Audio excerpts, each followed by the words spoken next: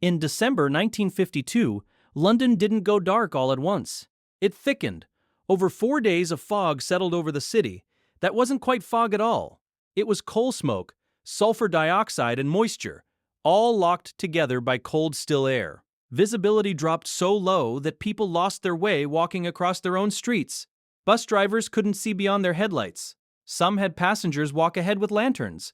Inside homes, the smog seeped under doors and through window frames. Cinema audiences left mid-screening because they couldn't see the screen from the back rows. The smell was sharp, acidic, something between fireworks and a wet chimney. And for 5 days, almost nothing moved it. Fog was practically civic identity by then. But this was different, and somewhere in the city's hospitals the difference was becoming measurable. Admissions for bronchitis and respiratory illness began climbing within the first 48 hours. Morgues in some boroughs ran out of coffins. Florists ran out of flowers for funerals. Estimates of the death toll have varied significantly over the decades. The official figure given at the time was around 4,000. Later research put it closer to 12,000. Some modern analyses have pushed that number higher still, accounting for delayed deaths in the weeks that followed. The uncertainty matters. It wasn't negligence in the counting.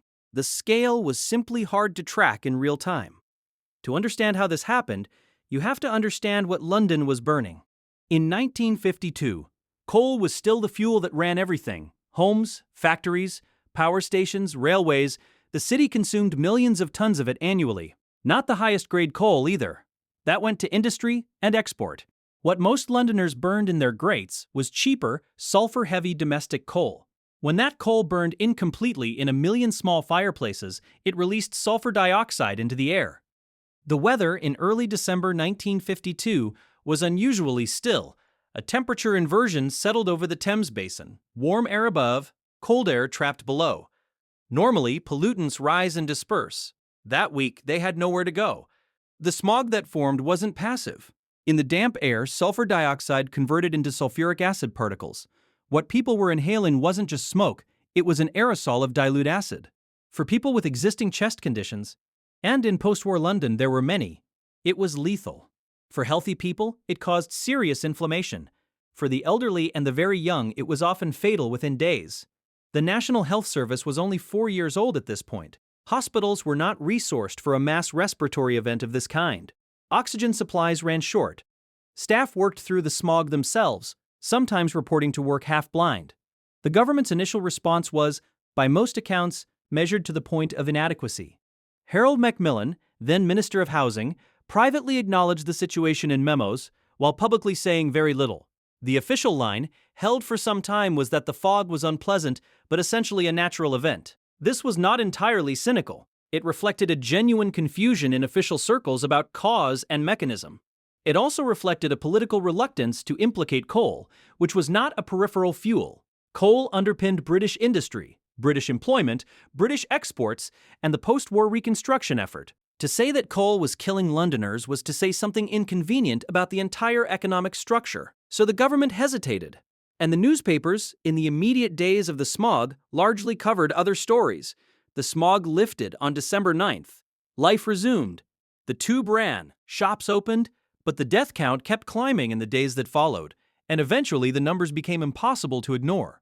Pressure built, not dramatically, but steadily, through parliamentary questions, medical journal letters, and public health reports. The Minister of Health at the time, Ian MacLeod, faced direct questions in the Commons. He was not evasive, exactly, but he was careful. He questioned whether the fog alone was responsible.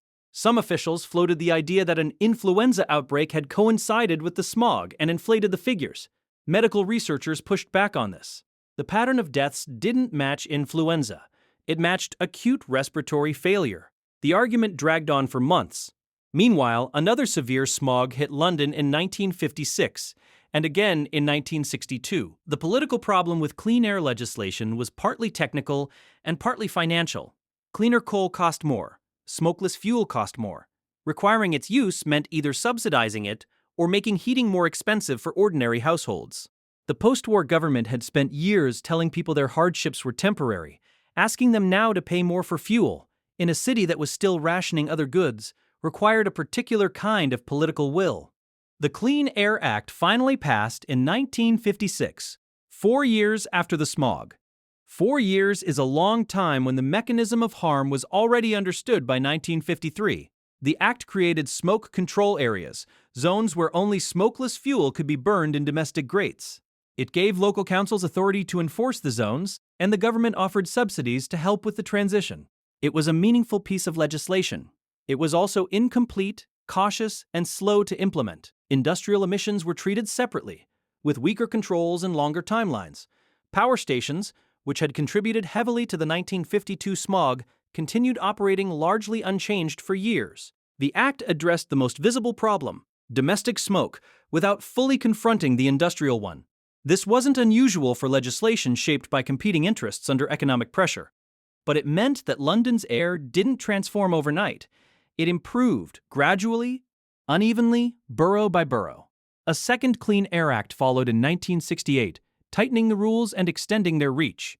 By then, the shift to gas central heating was already underway for different reasons: comfort, convenience, falling prices. Coal fires in London's homes declined not just because of law, but because people stopped wanting them. The legislation and the market moved in the same direction, which is part of why the air eventually changed. It is worth pausing on what the 1952 smog actually was in terms of its chemistry. Sulfur dioxide alone is damaging. Combined with particulate matter and acidic aerosols, the effect compounds. The particles settle deep in lung tissue. The acid irritates the airways and causes them to contract and swell. In people whose airways were already narrowed, by bronchitis, by tuberculosis, by decades of smoky winters, the threshold was low. Many of the early deaths were among people in their 60s and 70s who had spent their lives breathing London's air. The 1952 smog didn't cause all of their illness. It finished it. This is part of why the official count was slow to materialize and why the numbers remained contested for so long.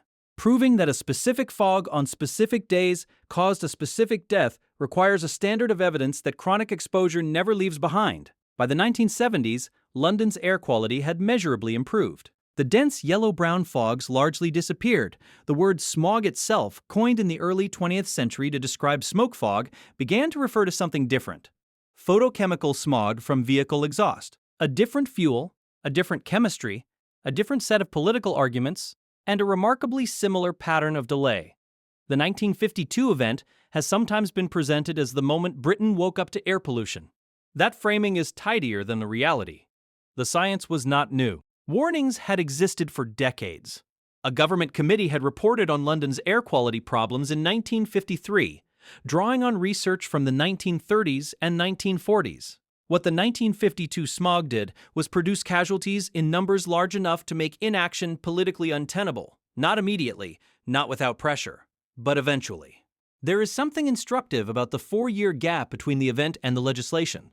It maps quite precisely onto the period needed for a public health disaster to move from emergency to policy debate to parliamentary calendar. The science was not the bottleneck. The political cost of acting was. Macmillan's private memos from late 1952 show that the dilemma was understood internally at the time. He wrote, in one note, that he hoped the issue would not be too awkward. It was an honest summary of the position. Not malice, not indifference, a calculation about what the government could absorb. That calculation proved wrong. The awkwardness arrived anyway, just on a slower schedule. Today, the 1952 Great Smog is referenced in environmental policy discussions as a case study in regulatory lag.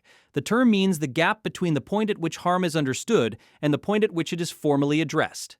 London in the 1950s is an example, but it is not a unique one. The pattern has appeared in other industries and other countries. What makes the smog historically distinct is the concentration of harm in one city over 5 days. It made the causal chain short enough to trace and the body count high enough to count.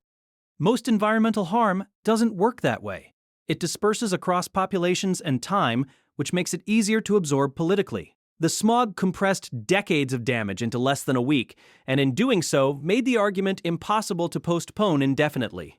As with most historical events, some details remain genuinely uncertain.